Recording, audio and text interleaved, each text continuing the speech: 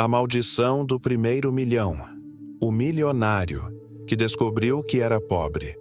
Depois de ganhar tudo, Marcos tinha tudo, e não tinha nada.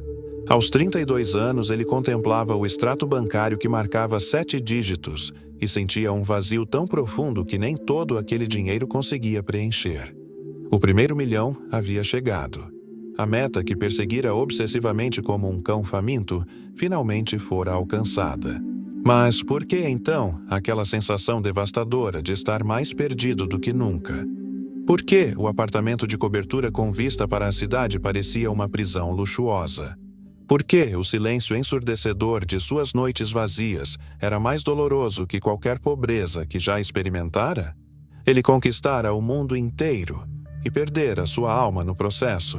Esta é a história de um homem que descobriu, tarde demais, que o preço do sucesso pode ser alto demais quando você não sabe para que está lutando.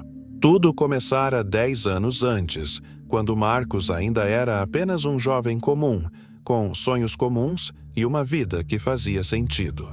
Trabalhava em uma empresa modesta, ganhava o suficiente para viver com dignidade. Tinha uma namorada chamada Ana, que o amava verdadeiramente. Amigos leais que o conheciam desde a adolescência e aos domingos almoçava com sua mãe em uma mesa simples, mas cheia de risadas. A vida era simples e ele era genuinamente feliz. Mas um dia, navegando sem rumo pelas redes sociais, Marcos caiu no vídeo de um guru de negócios. Um homem de terno impecável, relógios de ouro, carros de luxo ao fundo.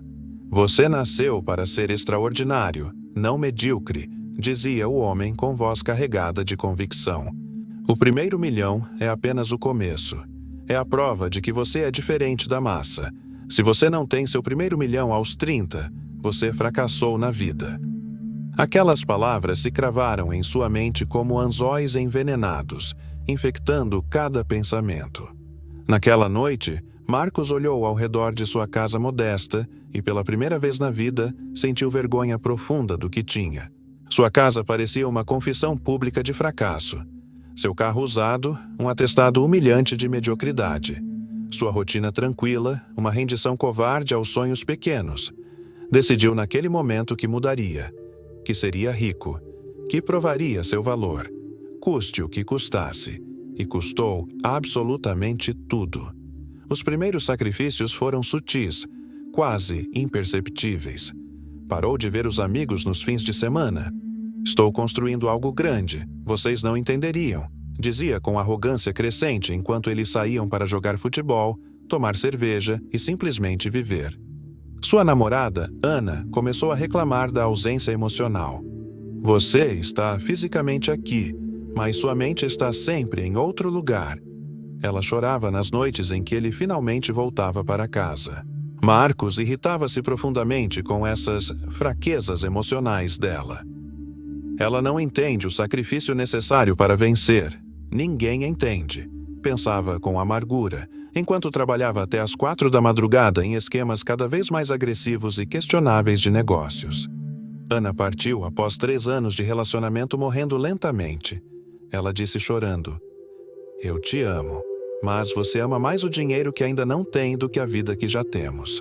Marcos a viu partir e sentiu algo se partir dentro dele. Mas não podia admitir. Não podia demonstrar fraqueza. Afinal, homens de verdadeiro sucesso não choram por relacionamentos. Eles constroem impérios solitários. Sua mãe, Dona Helena, adoeceu progressivamente. Diabetes avançada, hipertensão descontrolada, depressão profunda alimentada pela solidão. Ela ligava todos os dias para o filho único. "Marcos, meu amor, quando você vem me visitar? Faz meses que não te vejo." Marcos sempre tinha uma desculpa perfeitamente ensaiada, pronta. "Semana que vem sem falta, mãe. Agora estou fechando um negócio muito importante que vai mudar nossa vida." Mas a semana que vem prometida nunca chegava. Sempre havia outro negócio, outra reunião, outro degrau para subir. Até que a semana que vem chegou tarde demais, quando já não havia mais semanas. Ela faleceu sozinha em uma terça-feira chuvosa de julho, em um hospital público. Marcos estava em uma reunião estratégica com investidores quando recebeu a ligação devastadora do hospital. Sentiu algo se estilhaçar irreparavelmente dentro dele, mas não podia demonstrar fraqueza emocional na frente dos investidores que o observavam. Adiou o luto para depois, para quando tivesse tempo, para quando conquistasse o milhão. No funeral, compareceram pouquíssimas pessoas. Velhos vizinhos, algumas amigas da igreja que Dona Helena frequentava sozinha. Marcos percebeu com horror que estava sozinho não apenas ali diante do caixão de sua mãe, mas em absolutamente todos os lugares de sua vida vazia. Mas o dinheiro continuava crescendo implacavelmente. E com ele, crescia também a crueldade necessária para mantê-lo e multiplicá-lo. Marcos aprendera rapidamente as regras não escritas do jogo. Aprendera a jogar sujo sem remorso. Contratos desonestamente redigidos, funcionários explorados até o limite, promessas quebradas sem pestanejar, concorrentes destruídos sem piedade. Negócios são negócios, nada pessoal. Justificava-se mecanicamente, repetindo o mantra covarde dos sem escrúpulos. Demitiu friamente um funcionário dedicado que tinha câncer porque ele faltava frequentemente para fazer quimioterapia. Não posso carregar peso morto, disse sem olhar nos olhos do homem que implorava por compaixão. Enganou deliberadamente um sócio que confiava nele como irmão, roubando a parte que lhe pertencia. Pisou metodicamente em todos que ficaram no caminho de seu objetivo obsessivo. E o primeiro milhão estava cada vez mais próximo, cada dia mais real. Até que, finalmente, em uma sexta-feira cinzenta de outubro, aconteceu. A notificação do banco confirmava o que ele perseguira ferozmente por uma década. R$1.230.000. Marcos abriu uma garrafa de champanhe francês caríssima que guardava exatamente para aquele momento. E bebeu sozinho, em um apartamento de luxo sufocantemente silencioso. Naquela noite interminável, algo desmoronou dentro dele. Marcos percorreu lentamente o apartamento decorado. Cada objeto caro acendia o mesmo pensamento. Vazio. Não havia fotos, lembranças, nem vestígio de vida. Tentou ligar para alguém para dividir a conquista. Rolou a lista de contatos e não havia ninguém. Só números profissionais. Os amigos verdadeiros já haviam ido embora. Ana estava casada e feliz com outro. Sua mãe, enterrada 6 meses antes, levara consigo o único amor incondicional que ele tivera. O milhão que tanto buscara tinha agora gosto de cinzas, e Marcos chorou, não por alegria, mas por desespero. Os meses seguintes foram uma queda livre.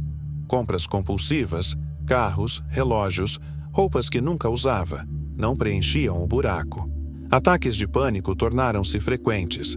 Acordava sufocado, o coração em disparada, convencido de que morreria sozinho. O corpo cobrou a conta do estresse. Pressão arterial nas alturas, insônia, dores no peito. Médicos avisavam, alarmados. Você precisa desacelerar ou seu coração não vai aguentar.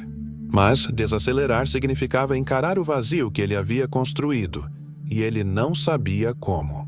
Numa noite fria de inverno, sozinho no apartamento silencioso, Marcos teve um colapso. O coração disparou, a respiração faltou, o mundo girou.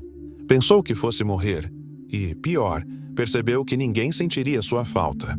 Empresário de sucesso morre de ataque cardíaco, diriam os jornais. Seria apenas mais uma estatística. Levado às pressas para um hospital particular, recebeu o diagnóstico: síndrome do pânico severa e burnout. Longe dos ternos e dos relógios, no quarto asséptico, era apenas um homem assustado e quebrado. Numa dessas longas noites sem sono, conheceu seu Alberto, o zelador noturno. 73 anos, mãos calejadas, sorriso sereno. Alberto tinha algo que dinheiro nenhum lhe dera: paz interior. Certa noite, Alberto entrou para limpar e sentou-se ao lado de Marcos. Posso te contar uma coisa que aprendi em 70 anos? Perguntou. Marcos, exausto, apenas acenou. O velho contou então sua vida. Pedreiro, porteiro, hoje zelador. Nunca foi rico segundo padrões, mas criou 3 filhos com dignidade. pagou estudos com suor. Tem 7 netos que o visitam todo domingo.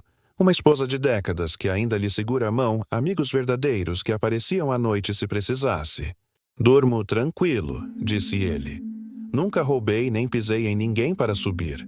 Você tem mais dinheiro do que eu verei na vida, mas eu sou infinitamente mais rico que você. As palavras caíram como um choque.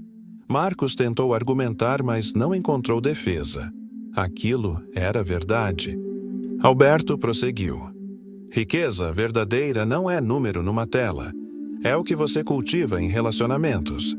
É o que você dá e como transforma vidas. Você esqueceu de construir uma vida que valesse a pena. A frase de Alberto soou como um estalo que abriu algo dentro de Marcos. Aquela noite foi decisiva. Pela primeira vez em anos, Marcos parou de pensar em negócios e considerou as escolhas que fizera, as perdas que causara, o preço absurdo pago por um número. Percebeu que a maldição não era o sucesso. Era a forma desumana como o perseguira.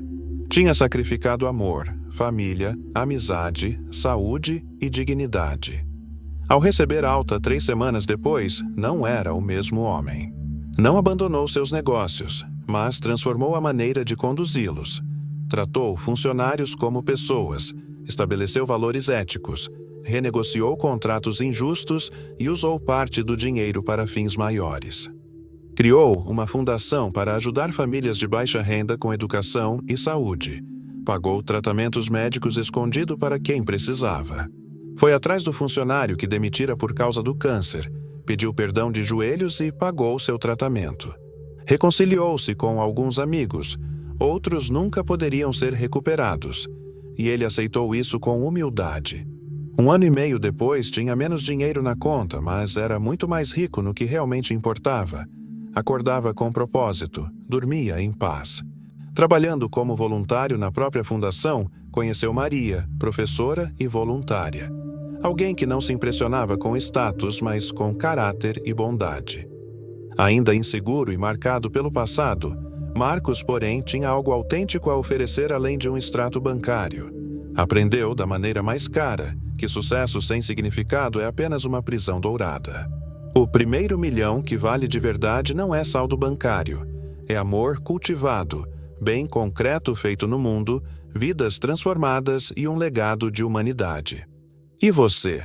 Está perseguindo números vazios ou construindo algo que realmente vale a pena? O que você está sacrificando hoje em nome de um sucesso que talvez não signifique nada amanhã?